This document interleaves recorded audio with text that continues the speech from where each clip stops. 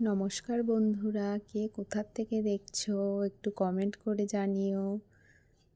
কেমন আছো সবাই? আশা করছি ভালো আছো। আমিও ভালো আছি।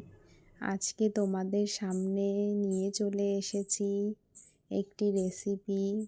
এই ঠান্ডার দিনে দেখে বুঝতেই পারছো এটা কি। ঠান্ডার দিনের গুড়ের পায়েস বরমশাইয়ের আবদারে বানিয়ে ফেললাম।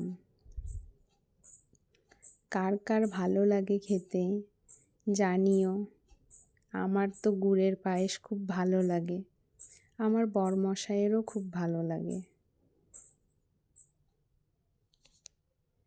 কেমন হয়েছে দেখে একটু জানিও। টাটা, সবাই ভালো থেকো।